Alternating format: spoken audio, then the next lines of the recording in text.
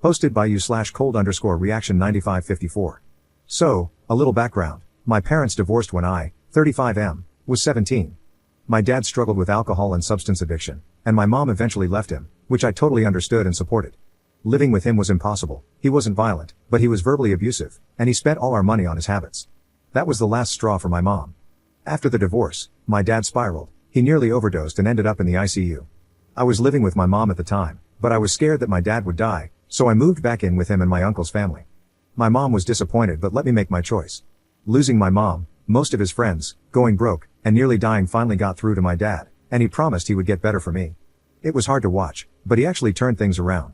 My uncle paid for everything, rehab, therapy, medical bills, and after about 5 years, my dad was clean and somewhat healthy again. He even apologized to my mom, and she forgave him, though she told me later it was only for my sake so that they could be civil at future events like my graduation or wedding. Over those years, I kept in contact with my mom and regularly met with her. She had moved on and met a great guy, whom she eventually married. She was much happier, and I was happy for her. I thought we had a pretty good relationship. That changed when I was 23. My mom asked me to come over, and she told me she was still angry and disappointed that I chose my dad over her after the divorce. She said I was ungrateful for everything she went through, putting up with my dad's crap, and then she hit me with something that still pisses me off today. She told me she could see me becoming a drunk and substance addict like my dad because I stayed close to him. I don't drink, I don't do substances to this day, and I had no idea where that even came from. I was floored. I thought we had moved past all that, but apparently, she'd been harboring resentment for years.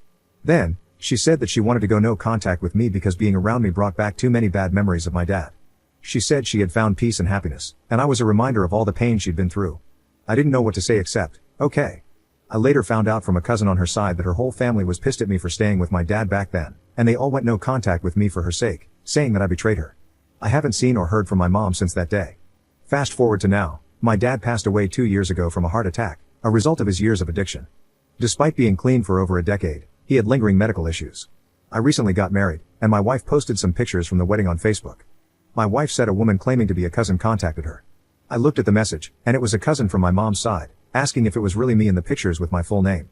I told my wife to ignore it, but then I got a call from my uncle later that same day, saying that my mom showed up at his house.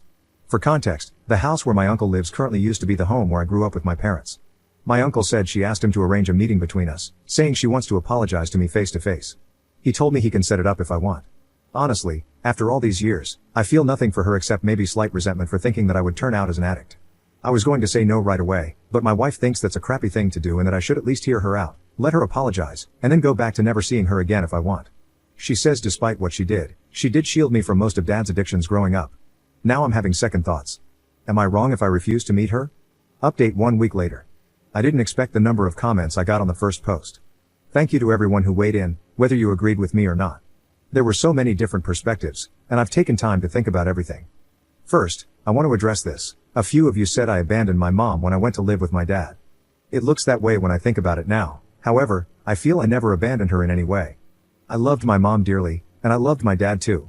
When she told me she was divorcing my dad, I helped her pack, and I left with her because I thought, at the time, that my dad was a lost cause. I went back about 7 months after the divorce when my dad was fighting for his life. That was when he promised me he would change and get help. I chose to stay with my dad after getting permission from my mom. As I said in my first post, she was disappointed but agreed that my dad needed me. Even after I chose to stay with my dad and uncle, I always stayed in contact with her. My mom and dad lived about 20 minutes apart, and I made sure to see my mom regularly, 4 to 5 times a week, at least. I would talk to her every day too. We went on trips together, ate meals together, and hung out as much as we could. When she moved in with her new husband, who I will call John, she always included me in her new family's life. John was good to me too. During all that time, there was not even the slightest indication of the resentment my mom had for me until she blindsided me with the decision to go no contact. I was completely shocked. She never expressed any anger or frustrations toward me, we never argued, and she never showed she was upset about my relationship with my dad until that day. After she blocked me from everyone, I tried for a couple of years to reconnect but eventually gave up when I moved out of the city. On to the update, a lot of you told me to meet her for closure, while others said not to bother. After thinking about it for a while, I had decided to meet her and was going to tell my uncle to set up a meeting.